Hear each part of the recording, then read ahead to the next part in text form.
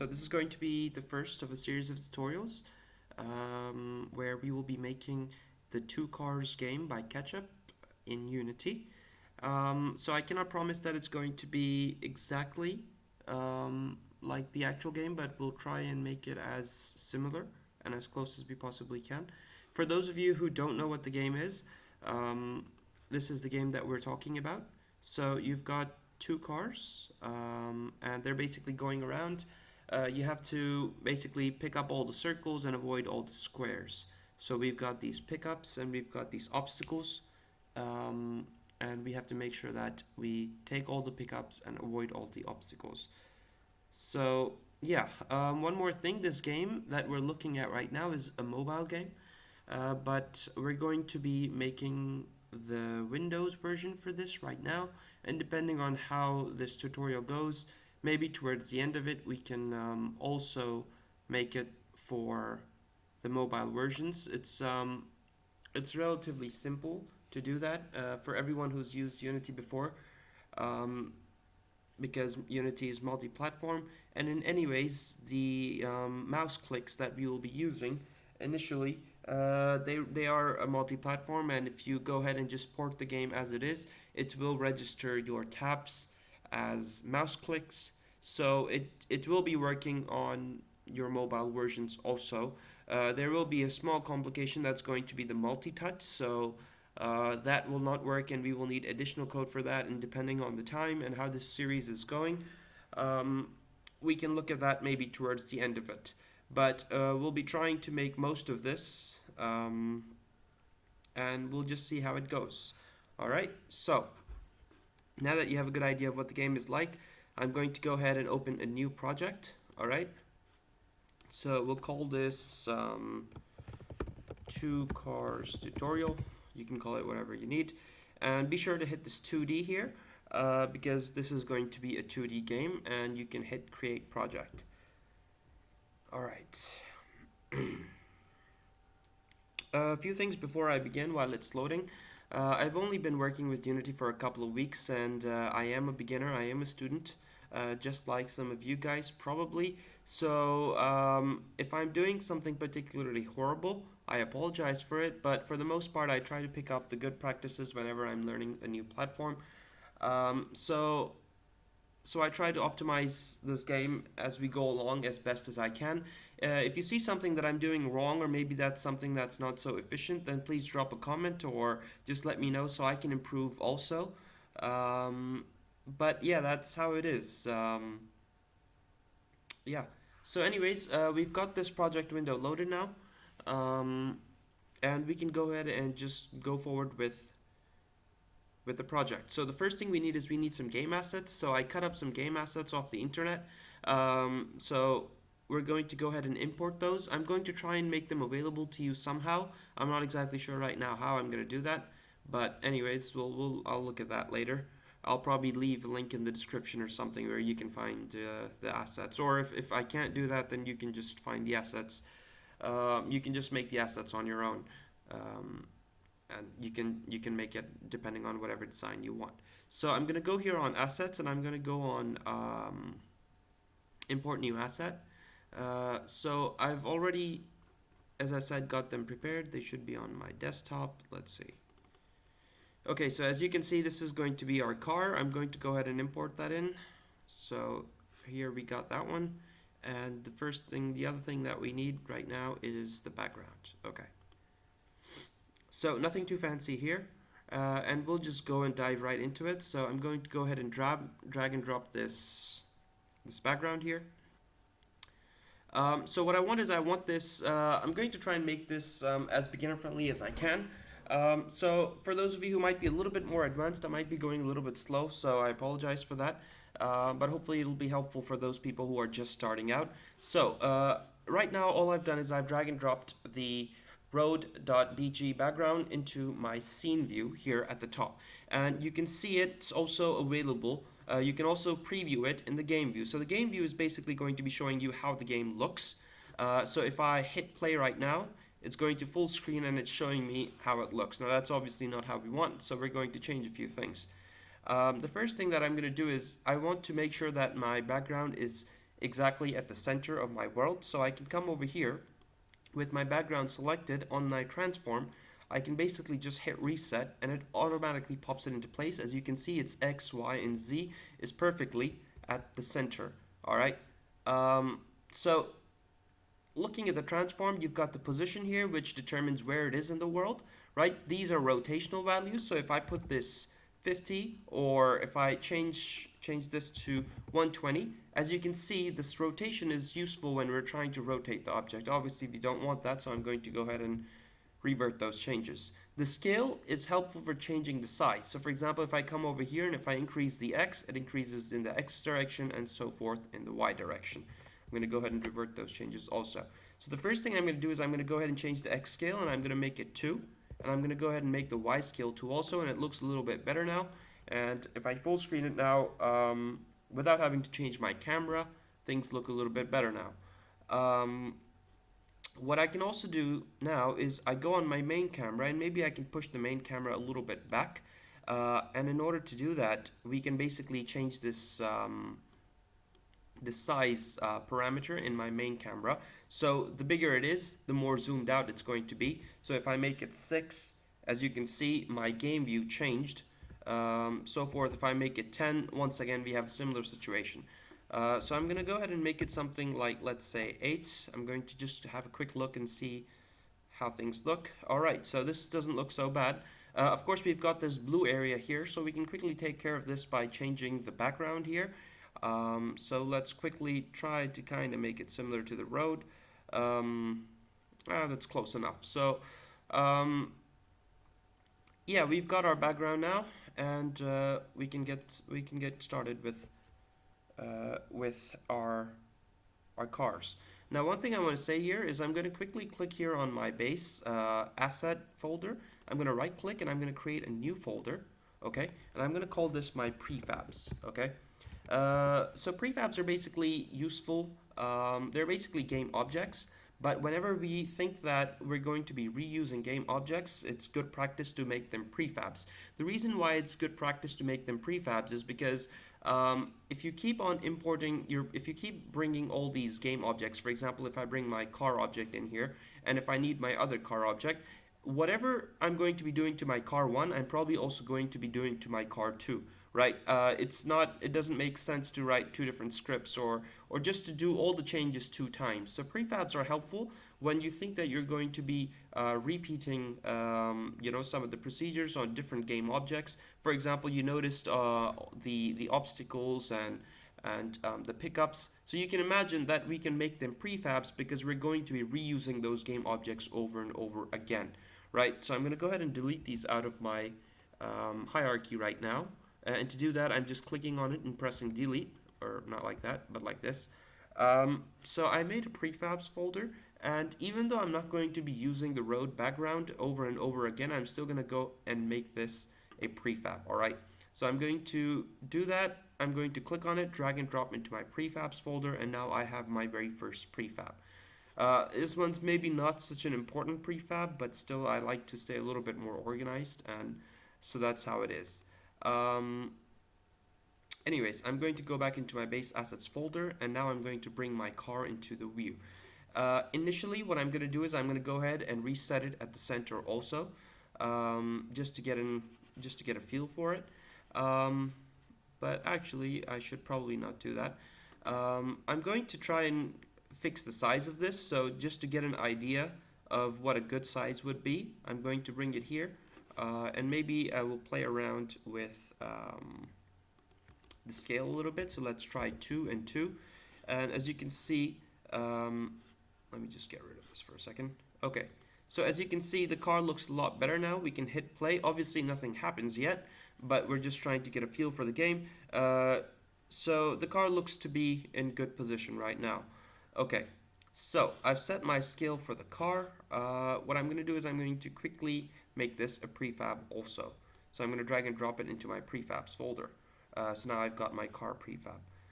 Alright, okay. So I can go ahead and I'm going to just do one thing really quickly. I'll go here in my prefabs and I'm just going to call it car prefab. Okay, and now I can go ahead and drag and drop this back into my view. Notice how when I dragged and dropped it from my prefab folder, it's already scaled and everything is fine. And it's ready to go. If I go back here in my assets folder and I drag in my car, well, as you can see, the size is messed up. The reason is because, well, this is the default size and we changed the size and we saved it as a prefab. Anyways, so far so good. We've got our car, we've got our background. Now, in this video, the first thing that I want to do, and I realize it's going to be long videos, but I'll try and keep them as short as possible.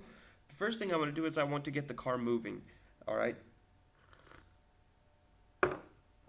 Okay, so whenever you want to add behavior to our game objects, we need to add a script to it, okay? So I'm going to go over here in my assets folder. I'm going to right click, create, new folder. I'm going to call it scripts. Now, if you're wondering, do I need to do this? I don't need to make these different folders, but it's just going to help you stay organized, because when you're in your big projects, if you've got a ton of stuff here, you've got a mixture of prefabs and assets and scripts and animations, it's going to get ugly. So we're going to go over here in the scripts folder, and we're going to create a new C# script, okay? And we'll call it, let's say, player script. Now, make sure there's no space in between, because it's going to give you an error. It's not going to work.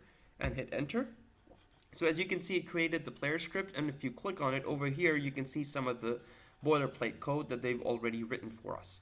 So we can double click on this and we can open it. Now, for me, it's going to open it in Visual Studios. You can open it, I'm sure, in any other development environment that is suitable for you. Okay, so we've got this going, and now this is where we're going to be writing the code for the movement of our car. Basically, what we're going to be doing, I'm going to call this my car, let's say. At the moment, let's just call it car. And this is also bothering me a little bit, so let's just call it background, right? Not like that. Okay, so going back to my car. If you look at the transform, basically, as I discussed previously, the transform discusses where the object is in the world, right? So for example, as I move it here, over here, if you look over here in the inspector, the X coordinate is changing, right? And this is basically how we're going to be moving our game object. So initially, let's say if we set it to here, this minus 3.35 position, and then what we want by script is, what we want to do is when we click on it, we want it to move like this, okay? So on and so forth. So every time we click, we're going to move it in the opposite direction from where it is right now, and when we click on it again, it should go back, something like that, right? The reason why I'm pointing this out is because the transform is basically a component of the game object, and every game object has a transform. So we've created a new script. From within this script, we're going to be accessing this transform component. So very quickly, what I'm going to do is I'm going to drag and drop this car script onto my car. Now, when I click on my car, you notice that there's a transform, a sprite renderer, but now you've also got this player script component attached to your car, which means that when I go back into my Visual Studios over here, I can get access to the transform of the car, right? One quick thing that I'm going to do is when I go over here on my car, I drag and drop the car script on it, the player script on it, and I want all other cars, for example, the other car which I will eventually make, to also have that player script on it. So what I can do is I can hit apply here, and what it does is it applies the changes on this game object back into my prefab. So when I go over here in my prefabs, and if I click on my car, you notice it automatically has the player script attached to it now because I clicked on apply. So that was a quick fix. Anyways, coming back here into my player script, we can start doing some preliminary code. Now, this is not going to be the final code of your player, but it's going to be a temporary code, but we're going to be slowly building on it all the time. So in order to move the car, we need a couple of things, right? One of the things that you might say we need is we would need the speed with which it's moving. So I'm going to declare a public integer speed, okay? The reason why I made it public, I can make it private also, but I made it public because as soon as I save this file, Control S, I switch back here, I go on my car, And you notice on my player script, there is a field called speed, right? At the moment, it's by default set to 0. As soon as I make this private, that field goes away. If I save it again, if I go back, you'll notice how this will... Yeah, there you go. So this script, from over here, that field is no longer exposed. Whenever I make something public, I allow it to get exposed here in the inspector. And that's pretty cool because speed is something which we might want to change and just get a feel for it right here from the inspector. It's not necessary, but that's how I like it. So that's how we're going to do it, right? Another thing that we might need is we might need some concept of a direction, right? We need to know whether the car is on the right or the left and where it needs to move. So what I'm going to do is now I'm going to declare another variable, private vector2 in this case, and we'll call it direction, okay? So now I think we've got the two things that we need right now. So notice how this one is private, so it's not going to show up in your vector2, right? What am I saying? It's not going to show up in your inspector, right? Okay, so now we've got these two functions, which they already gave us. A quick word on these two functions. So this void start function is only going to run once at the start of the game. As it says, it's used for initialization, whereas the update function is going to be running every frame, right? So what we can do is, just for now, we can set the direction initially to 0. So vector2.0. So what I'm doing here, oh, and just one more thing, I'm using a Turkish keyboard. I'm not used to it. I'm never used to it. So I apologize for the weird typos here and there. Anyways, so what I did was I created a private vector, vector2 called direction, and I set this one to vector2.0. Now this is just shorthand. If you hover over it, it will tell you that this is shorthand for writing vector 0, 0. So it's a vector where both the x and y are 0. I'm just doing this for initialization. We will change this later on, but just for now, that's how it's going to be, all right? And what we need to do here now in our update is basically we need to start moving the car depending on the mouse clicks. So the first thing that we can do is we can create a variable, let's say floats amount to move, okay? And what we can do is we can call this speed times time delta time. Okay, so over here, what I'm doing is, first of all, I want to find out what is the amount that I need to move my car. The speed is going to be the public variable, and we're going to get this from the inspector over here, okay? So for example, if I put 5 here, it's going to come over here. The amount to move is going to be 5 times time delta time. Okay, this line here is simply so that as the car moves from right to left, so that it moves smoothly, basically. Okay, so now let's assume that so far we have, assuming that we put a speed, let's say 5, then we know the amount to move. Okay, now what I can do is, now I can change the transform position of my car to basically cause that motion, right? Okay, so what I can do is something like transform dot translate. Okay, so it's going to be translating my position. See, if you hover over it, it says moves the transform in the direction and distance of translation. So basically, this translate function is going to be moving the transform of our game object. This transform is the same thing as this transform here. Because this player script is attached onto our player, this player script has access to this transform, and it can change the transform from within the code, okay? So it requires two things. It needs to know the amount to move, right? So this is the amount we want to move, and the direction in which we want to move. So let's call this direction, okay? Now, as you can probably understand so far, if I run this code now, the car is not going to move. I'm going to go ahead and Control S save, right? I'm going to go over here, back. Let me just clear all the previous errors. Let me just see. Oops. Okay, clear. If I hit run now, just to check if everything is going okay so far, nothing is happening, obviously, because we haven't done anything. But just to give you a quick view, if instead of here in my initialization, if I had said vector2 dot right, then what would have happened is it would have come here in my update function, it would have looked for the speed from the inspector, and in the translate function, it would have multiplied that speed with the direction right, and it would have moved the car indefinitely to the right. So we'll just have a quick look just to prove to you that I'm not joking, right? We go over here in my car, let's say inspector, and we'll put the speed as 5, and if I hit play now, if everything is correct, it should start moving to the right, okay? Alright. That's obviously not what we want, so we'll go ahead and make that 0. Okay, so now what we need is we need to start checking for our mouse inputs, right? And the way we do that is something like this. We're going to check if there is a click, and if there is a click, then we need to do something about it. So naturally, we need an if statement. So if, all right.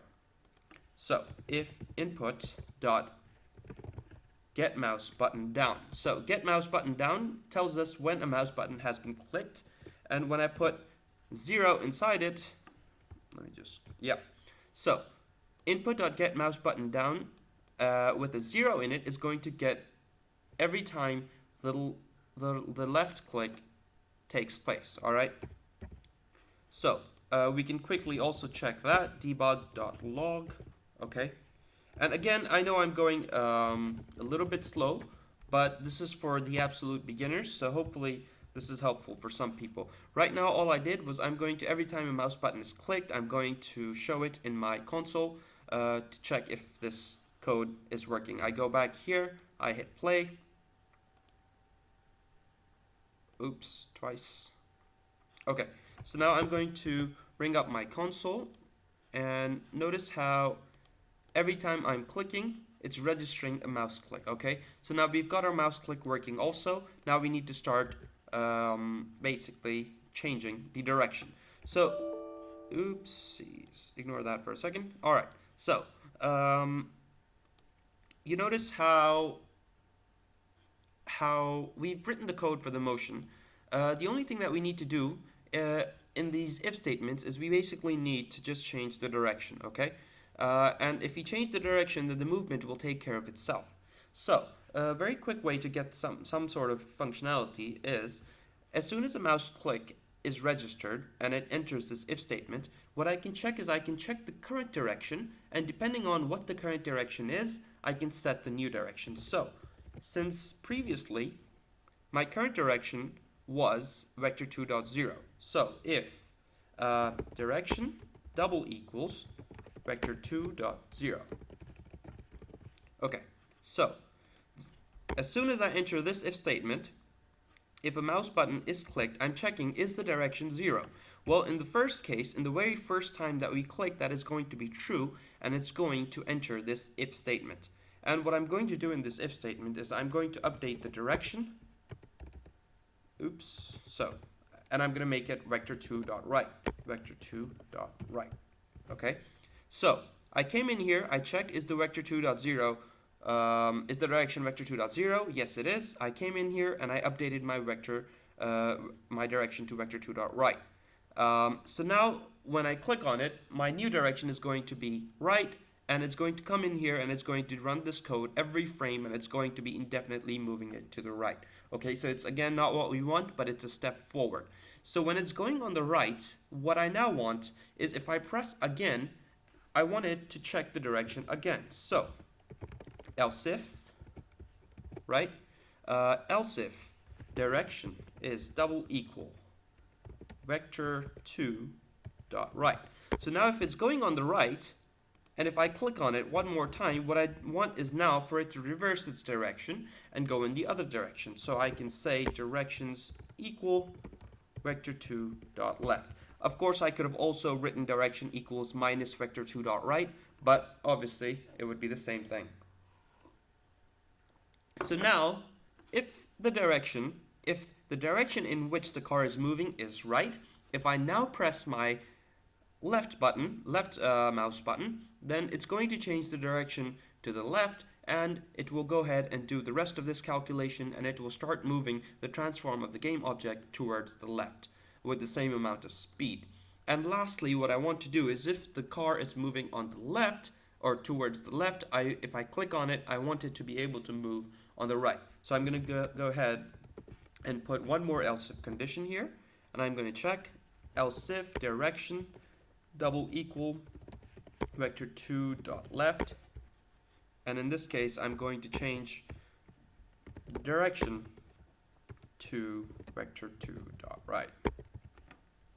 Okay, so I'm going to go ahead and save this, and I'm going to see what kind of a behavior we're getting so far. Before I run this, I'm going to quickly just move it here, something like this, roughly in the center, so we can get a good idea of what's going on. And let's try and hit play and see what's happening. So initially, as you can see, that nothing is happening because we set our vector 2.0 as our direction. But when I press the mouse button, you notice it's going right, and when I press it again, it's moving left. Now obviously it's going off the sides of our road, but that's something that we will deal with very shortly. But you do see some sort of behavior. Now we will have to think about how we can contain it within our background as well as within just 2 lanes, right? Okay, so that's progress. Let me just go ahead and clear my console because that's showing me a random error. Okay, so very quickly in this last part, what I want to do is I want to get a rough idea of basically this, what can I call it? The positioning of the car. So I'm going to try and position it, let's say, somewhere like this. If this is going to be my left car, for example, so this seems about right, okay? So I go over here in my transform, let me check what kind of a position is nice. So if I make it -3, it's too much to the right, -3.5 sounds about right, I think, if I press play and if I just quickly check. Yeah, so -3.5 sounds good. And if I take this, click on this, I can move it around, right? Let me see what position should be the final position. So -0.5 is too close. Let's try -1. So -1 looks good. So what I can do is I can make this car, basically I'm trying to find out the x coordinates for the bounds of this car, right? So as we just checked, -3.5 and -1 seem to be some pretty good numbers for us. So I'm just going to make a comment. X coordinate for left car should be between -3.5 and -1. Right, okay. So, how are we going to do this? Well, the way we're going to do this, the logic for this is going to be something like this. Let me put this to -3.5. The logic for this is going to be something like this. Whenever we press the button, this car is going to start moving to the right, okay?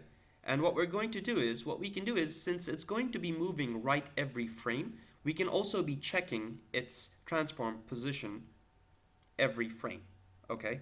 And we will be checking it, and we will make sure that its transform does not go out of the bounds of those 2 numbers, okay? So,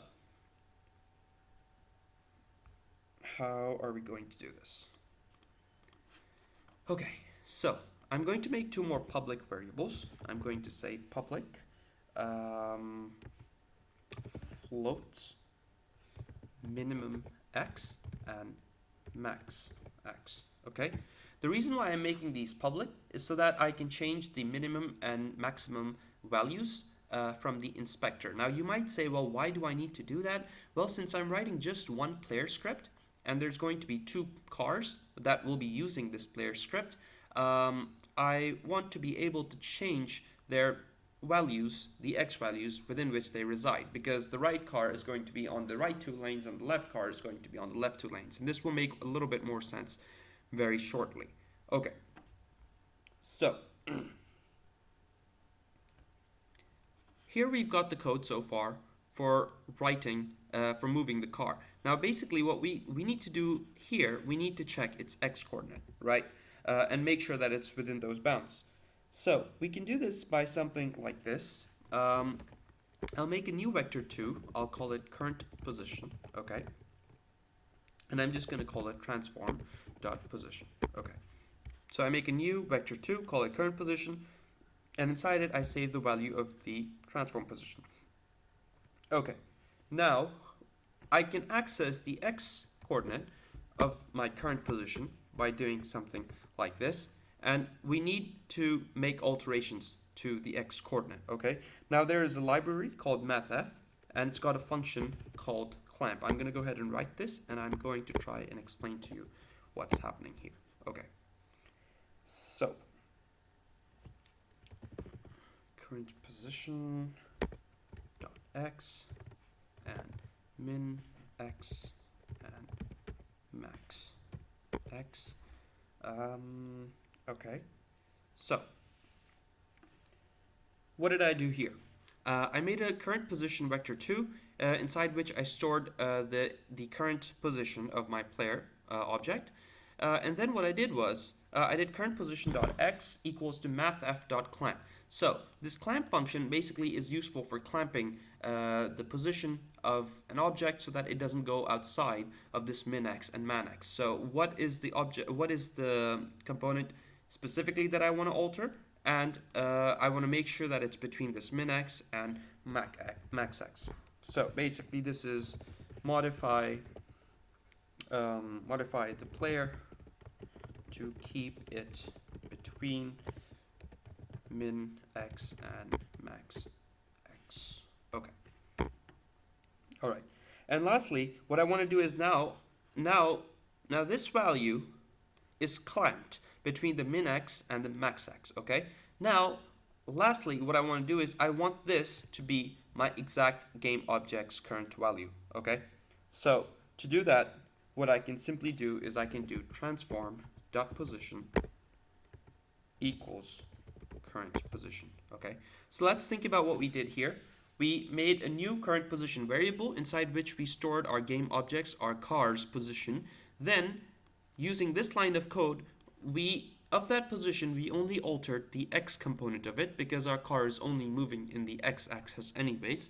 And then we made this current position object, this vector 2, our actual transform's position. So what's going to happen is that this line of code is going to ensure that our x coordinate never gets out of this range, and now it's setting that current position back to my transform's position, okay? So if I save this now, if I go back to my code here, okay, you notice we've got 2 more fields, and our minimum x is going to be minus 3.5, and our maximum x is going to be minus 1, right? That's what we discussed. Okay, let's try to hit play and see what's going on here. Okay, look at that, beautiful. So at the moment, anywhere I click on the field, as soon as it registers a mouse click, it starts moving my car, and it will not let it go out of bound. So what's happening here is that the car is trying to go to where it's left, but that mathf.clamp function is making sure that that doesn't happen. It's clamping its position and then updating its position. Alright, so this looks so much prettier, right? Later on, we'll be putting our other car here, and we'll be using the same exact script, but we will just be changing the x coordinates of min x and max x, and we will have 2 cars. Okay, so I think this is all. I think this video has gone on too long, but this will be it for the first video. I hope that this is enjoyable. If I'm going too slow, please let me know, and I'll try to go a little bit faster in my upcoming videos. And thank you so much for watching, and yeah, feel free to drop a comment. Alright, so I'll see you soon.